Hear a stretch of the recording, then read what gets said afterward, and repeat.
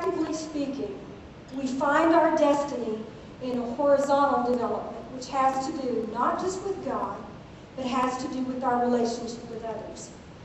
Jesus said it like this.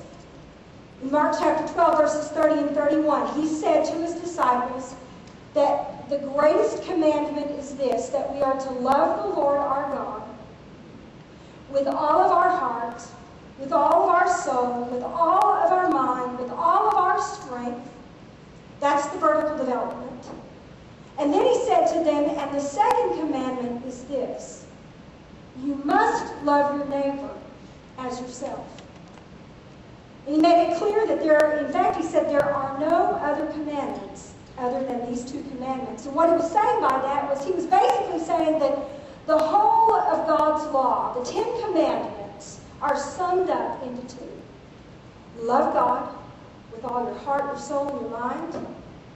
And if you do that, it follows then that we will love our neighbor, but there is a practical application to loving our neighbor. So our development of our destiny, remember we were talking about the fact that destiny is not discovered in a quick period of time. It's not an instantaneous thing. Your destiny, which is unfolding even as we speak, which is vertical and horizontal, is yet long-term. We serve God, but we cannot really serve God unless we are serving others. In Luke chapter 10, verse 33, Jesus tells a parable that is so important to you and I along the lines of giving ourselves to others, because in this passage he's telling about the Good Samaritan. You know, even in our law, we have what are called the Good Samaritan laws. And Jesus is telling the disciples, and he's talking to, of course, some of the religious leaders of the day, some of them that were very prideful of their knowledge of the law. And you know, the Pharisees, Jesus was always dealing with the Pharisees. And he tells the story of a man who was on the road to Jericho and who was attacked by bandits. And he was stripped and he was beaten, and no doubt he was left in a bloody pulp by the side of the road. It would not have been a pretty sight. It would have been something that would have been probably disgusting to see. And Jesus tells his disciples and those who will listen, he said to them, a priest came by, the doctor of the law, crossed the street so that he would not go near that bleeding, bloody mass of humanity. And Jesus said, you know, after the priest came along, came a Levite. Now this is, you know, of the tribe of Levi. This is the tribe set aside for holy, special things that we read about, you know, in the time of David, the tabernacle of David. They were the guardians of the presence of God. And the Levite, Jesus said, the Levite came by. And what do you think he did?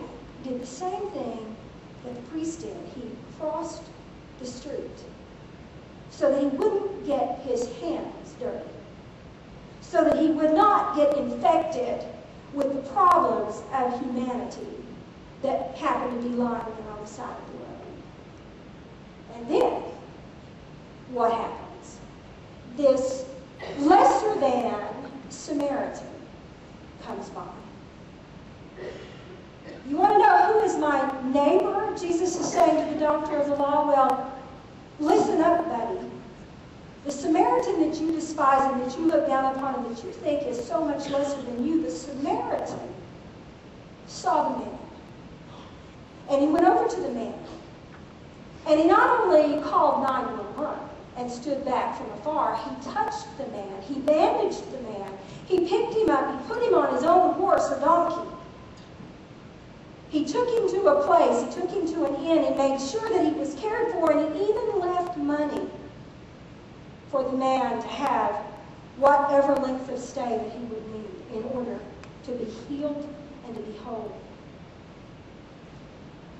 Who is my neighbor? Jesus was saying.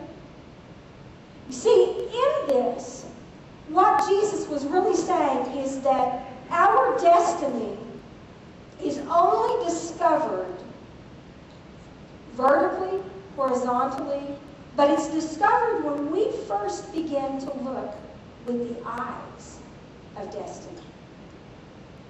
When we begin to see as God would have us to see. Your calling is very clear. And it's not a calling to not embrace those around you. It's to get right in the big middle of them all and embrace.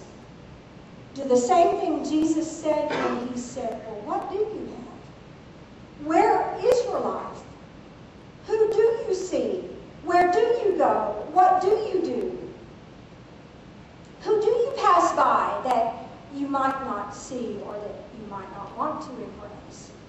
God did not save us to cloister ourselves away. Embracing those around us is part of developing our destiny. It's part of giving our life to others. And it's not just a suggestion. It's a commandment. Jesus said it's the second one, and that this is it. This is it. This is serving God. This is the practical part of serving God.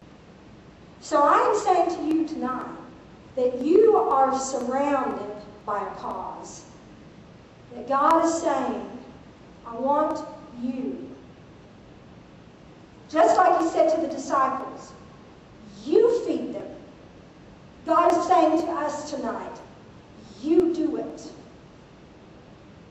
Don't abandon the vertical, because it's only the vertical being lived down in the horizontal that really has any power. Don't abandon that meditative and contemplative life, but do the gospel.